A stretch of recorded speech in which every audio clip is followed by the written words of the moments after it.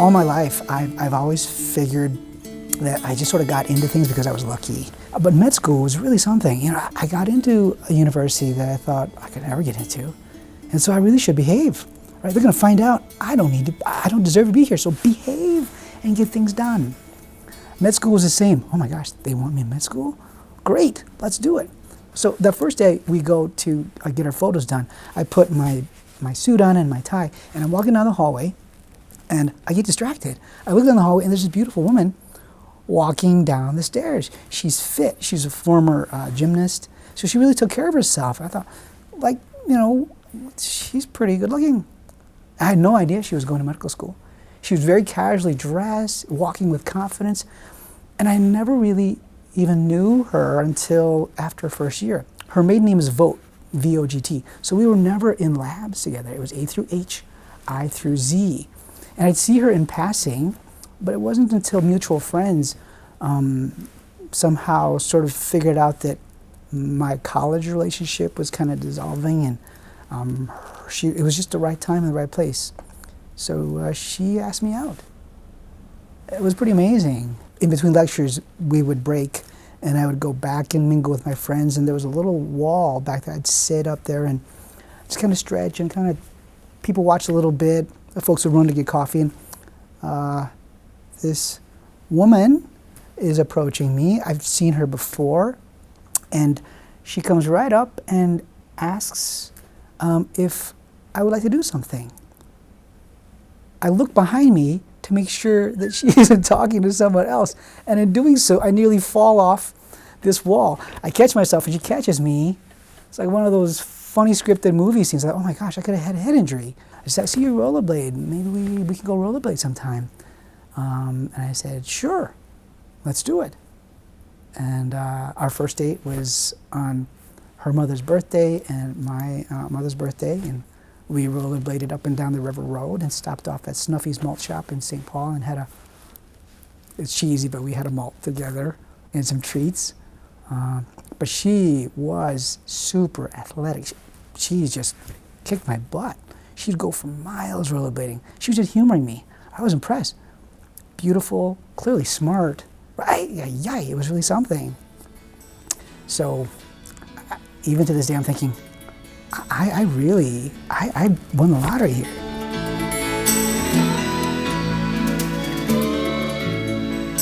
And I knew pretty quickly that, whoa, she was something special. Absolutely.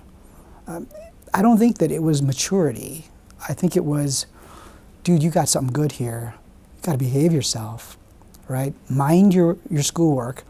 Get that done. Do not be distracted by that. But at the same time, you got to cultivate and nurture this relationship too. I will say though, I was, as my kids say, Dad was a chicken. I did not assert myself or do what I think I ought to. And it wasn't until Stacy went to a rural rotation in northern Minnesota for a 9-month stint that I recognized, oh my goodness, I should really take action. And I love her family. Her maternal grandmother said to me that if you're not gonna ask her to marry you, we're gonna ask you to marry us. I don't think I deserve Stacy, but I will tell you that I'm so happy and overjoyed with how our lives have mingled. You are my true companion. I got a true companion. Oh, true companion. She was in the neurosciences department. In all the years we've worked here, we've never had lunch together. Even though we didn't sit down and have a meal together, just knowing that if I was desperate and I really missed her, I could sprint down the hall, go up 2-3 flights and give her a kiss. And I have to admit, I have not gone there since she passed away. I park outside the East Building and I walk and I resist glancing at where her office used to be. I don't anymore. I glance up there from time to time because I know what was up there. She would have her pretty things in the window, and one day, my kids and I came in secret while she was going to a conference, and we decorated her office for her. And so we still have pictures of it. The kids love it. And so in my mind, I still picture the layout where the photos were, where her vases were, and all her pretty things were. Well, before she passed away, she was moved to a smaller office to make room because the department was still growing. And she thought it would be a good idea to go ahead and shift her out of that larger office and go. So it was already changing, but it's hard for me to walk by and look up on the third floor window where even if I didn't see her, I could see the layout where the kids' pictures were, where her little coffee maker was, and I could probably predict where she sets her bag down. So all those things were very special. Though, yeah, so we don't have much. At the time we were working together, I knew that if I was really desperate, if the world came tumbling down, I could sprint there and there she'd be. I'll be out there waiting for my true companion, just for my true companion. We had a family photo years ago when my youngest was just newly born, and she's always sort of griped about how come we don't have a family photo when I'm a little bit older. So we finally got our act together and we hired this photographer artist who did our initial one, and we settled on the date. It was in the middle of summer. It'd been raining quite a while, so we thought, boy, are we gonna get this shoot? And when he came and scouted out our house, we had several flowers that were already blooming. So he said, okay, we'll settle on the front yard. Maybe we'll do something in the backyard, do something down by the little pond by the house. And so the day came. It was excruciatingly hot. It was beautiful. You couldn't tell by the pictures, but it was really it was humid and hot. And so we all gathered around, and the artist and his son arrives, and they look behind the house, and there's this sea of white Queen Anne's lace. And he said, we have got to do something with that. And just a few of our original sites were used, but the one that was particularly, I think, compelling was the one that we have that's my opinion, the one in the Queen Anne's lace field behind her house. Amongst the kids walking barefoot up into the little area and the ants crawling on my daughter's foot and the sweating and such, we were able to get that shoot done, and it's one of my most favorites. And all the while, like Stacy, no complaints, no nothing. She knew it was hot. It was, she wasn't well, but she wasn't terribly sick at the time. When you look at the photos, you wouldn't know. But she really made it, like she always does, the best out of a situation. I was just glad we could take the photo shoot and that it wasn't raining. But when you see it, you'd probably be surprised that all of that ever happened. It was just really it all came together. So it was a beautiful day. It was hot, but it was gorgeous.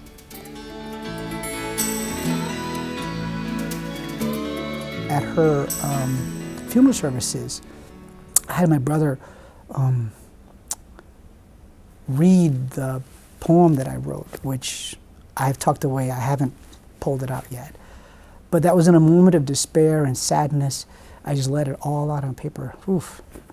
To think that this guy from Southeast Asia, war-torn Southeast Asia, would move in such a way through my life that we would meet at the right time, the right place. Had it been earlier or later, it might not have sparked, but something fantastic, something divine has happened, and that's already a win. You know, I don't mourn like I used to. I'm reluctant to do certain things, right? Like the collating of my wife's videos and putting them together or going through her things. Her nightstand, I haven't touched it. Everything is as it is. What's in the drawers are her precious things. I don't want to disrupt that, right? I have cleaned out our closet. I have cleaned out the wardrobe and the dresser that we share. Actually, I can't take credit for that. My sister-in-law and her best friend did it. I couldn't do it. They came down and they took care of Stacy's pretty things, and there were some things I wanted to keep, but her nightstand is the same. I just left it the way it is.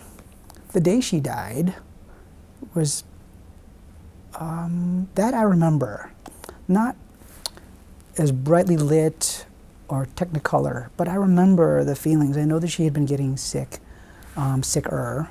She was getting more jaundice and more pale and weaker, but she did not let up at all.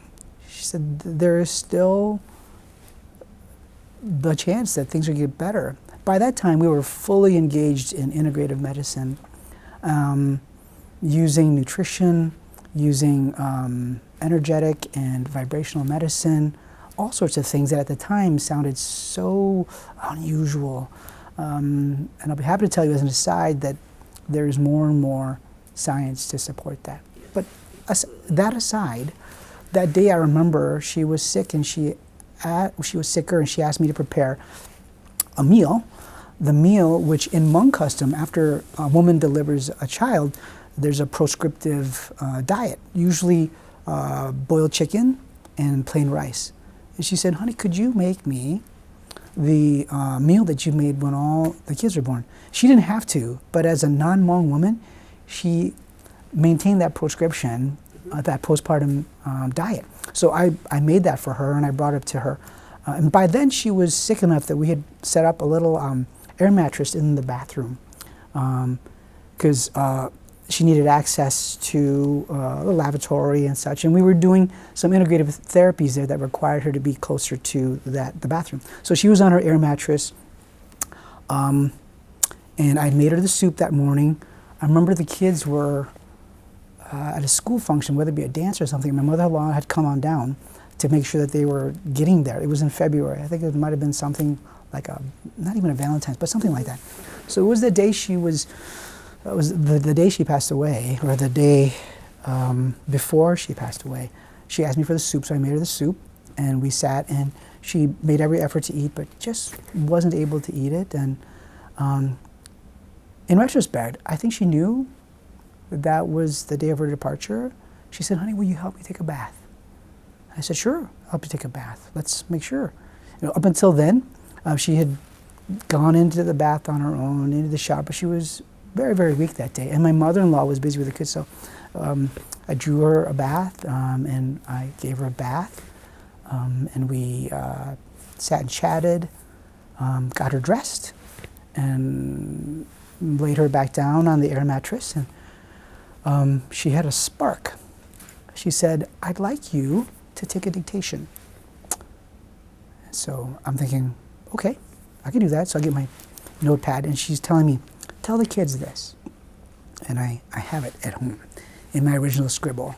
Tell the kids this with confidence, with clarity, nothing else. But she said, these are the things I want you to share with our children. So I write these things down.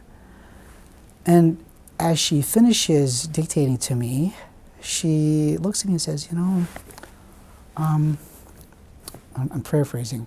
She says, there's a chance that what we're doing isn't working.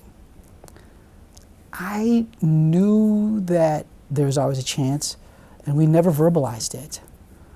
It was as if that last little bit of thread was still there. She didn't pull the thread, she let it go. You know, I'm hanging on, honey. I'm hanging on with you. We can do this. And through her jaundiced eyes and her kind smile, she said, there's a chance that what we're doing isn't working. I said, of course it's working. Of course it's working.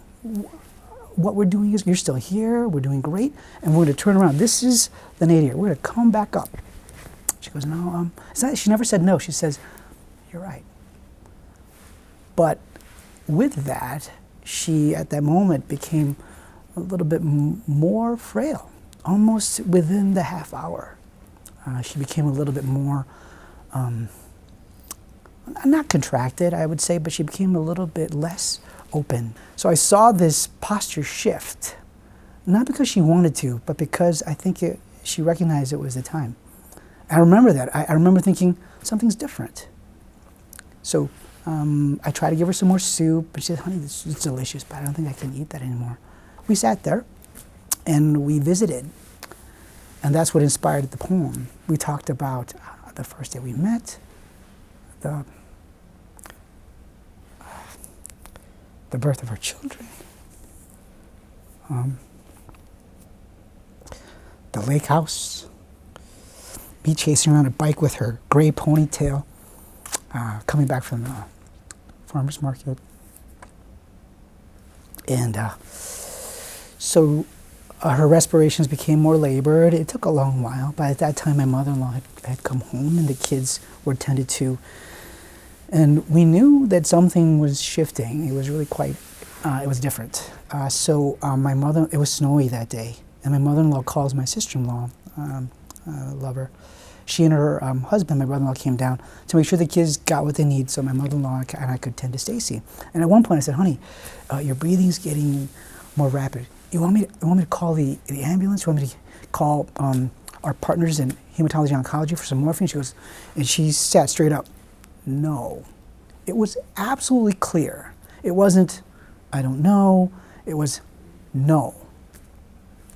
Absolutely clear. I remember that. It still echoes in my head. I asked her, honey, you're having more difficulty breathing. Do you want me to call the ambulance? Do you want me to get some morphine for you? She sits up, says, no. In the eye, absolutely clear. And there she was.